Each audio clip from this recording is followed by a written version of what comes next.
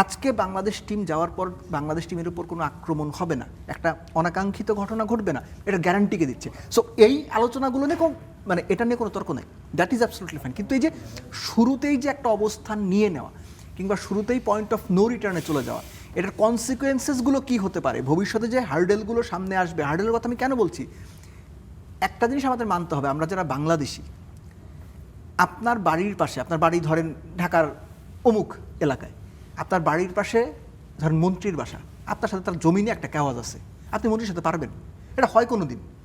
আমাদের দেশে না, শুধু পৃথিবীর কোনো দেশের প্রেক্ষাপটে এটা হয় না। সো আইসিসির সঙ্গে সম্পর্ক, এফটিপি প্রোগ্রামস, বাংলাদেশের বিশ্বকাপ যেটা আয়োজন করার কথা 2031 সনে, এশিয়া কাপ যেটা হবার কথা, ভারতের এই বছর বাংলাদেশে খেলতে আসার কথা, অস্ট্রেলিয়া এই বছর বাংলাদেশে খেলতে আসার কথা, আমরা গত বছর ওয়েস্ট ইন্ডিজের বিপক্ষে যে সিরিজটা করলাম 19 কোটি টাকা খরচ করেছি, যার প্রায় পুরোটাই আমাদের ড্যামারেজ দিতে হয়েছে। আয়ারল্যান্ডের সঙ্গে, জিম্বাবুয়ের সঙ্গে আমরা যে সিরিজগুলো করি তার প্রায় সবই আমরা পকেট থেকে, মানে আমরা বাংলাদেশ ক্রিকেটের পকেট থেকে টাকা দিয়ে চালাই।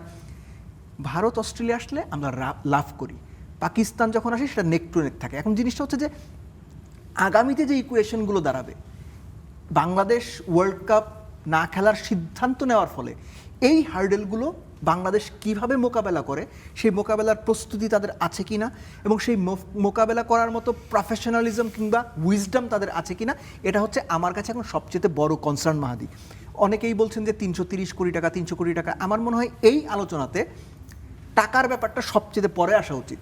আপনি এই 300 কোটি টাকা লস হয়তো রিকভার করতে পারবেন কোনো না কোনোভাবে, sponsorship, title sponsor, grounds rights বা টিভি রাইটস, হোয়াটএভার, আমি জানি না, করা সম্ভব। কিন্তু এর ফলে আপনি ইন্টারন্যাশনাল ক্রিকেট কমিউনিটির সঙ্গে যে সম্পর্কটা আপনার একটু হলেও তো গ্রে লাইনে চলে গেছে।